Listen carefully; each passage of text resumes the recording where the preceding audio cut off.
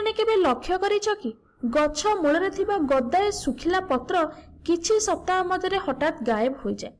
यह अणुजीव मानक पई होइଥାଏ। आमर अदृश्य पई एही अणुजीव माने सहाय्य करिथांती। तेणु आमे एमानको अदृश्य बंधु बोली कहिथाउ। एही अणुजीव चारिआडे थांती।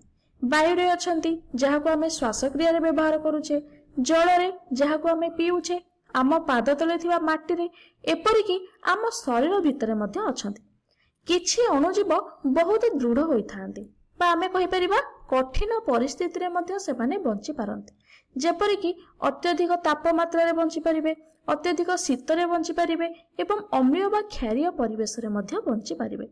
ताले हजार हजार अणुजीव मध्यरु किछि हमको बहुत सहाय्य करिथांती एवं किछि हमर क्षतिकारी होइथांती एवं मो कहि परिबी अधिकांश हमर सहाय्यकारी अणुजीव अटंती।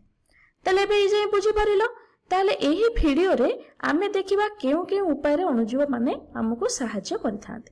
एठी देखो अणुजीव माने कोन करथांती ना देखो आम जीवन सुशील आ सुमधुर होबा पई अणुजीव माने बहुत बढ़िया बहुत भलो स्थान अधिकार करथि। प्रथमे आमे कोन करिबा ना आमे अणुजीव को केबे देखि पारे नाही, जो माने को करथांती ना आकार रे बहुत छोट होइथांती। एही अणुजीव माने ही समय क्रमे पत्र गुडी को अदृश्य करूछंती बोली आमे जानिले। तुमे देखिबो किछि अदृश्य सांग जेपरिकी फंगाई आ बैक्टेरिया एमाने कोन करंती एही मृत उद्भिद को कोन करंती ना सरल पोषक द्रव्य रे परिणत करिथांती एवं ताहा पई साधारणतः आर्द्र उष्म और उत्तम परिवेश दरकार एवं एही मृत उद्भिदर अंशाविशेष खतरे परिणत होइजिबो एवं एहा माटी रे मिसी माटीर उर्वरता बढ़ाइबो।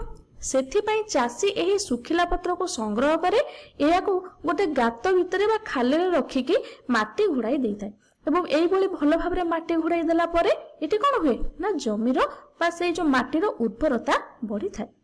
ताले सेठारे चासी अणुजीव मानक पई गोटे आर्द्र परिवेश तयारी करिथाय जेउंटी से माने निजर जादू देखाई थांती।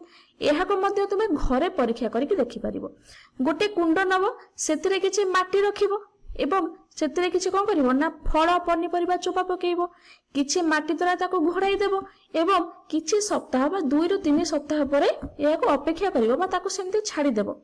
किछि दिन परे देखिबो सेही चोपा सब उभेई जिवो, किछि कला पोषक युक्त माटी रे परिणत होई जिवो।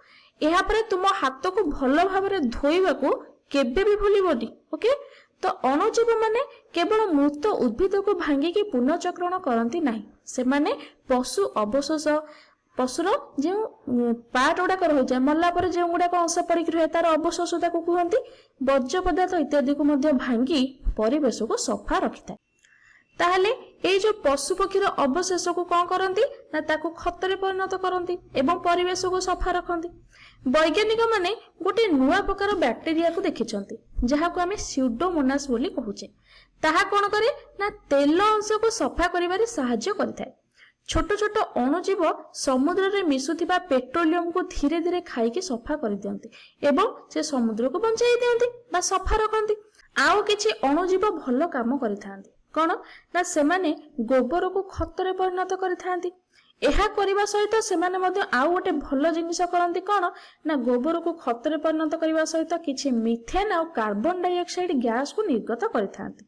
एही मिथेन थिबा मिश्रण को जैव गैस बोली आमे कहिताउ बा बायो गैस बोली इंग्रजी रे कहा जाय। एहा एक परिवेश मित्र गैस अटे जहा को आमे रोषेई करिबा, उत्ताप करिबा, विद्युत उत्पादन करिबा एवं मोटर यान रे मध्य व्यवहार करिताउ।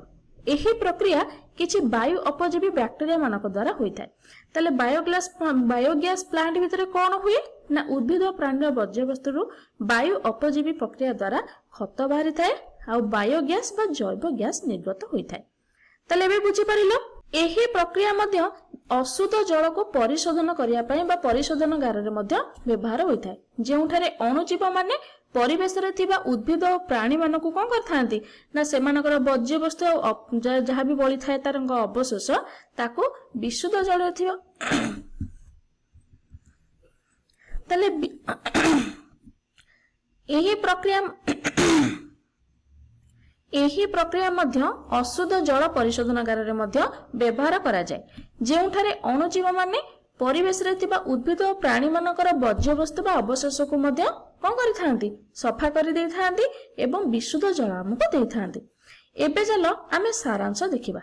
କଣ ନା ଏହି ଭିଡିଓରେ ଆମେ ଅଣୁଜୀବ ମାନଙ୍କୁ ଦେଖିଲେ, ଦୁଇଟି ଉପାୟରେ ସାହାଯ୍ୟ କରନ୍ତି ଜାଣିଲେ।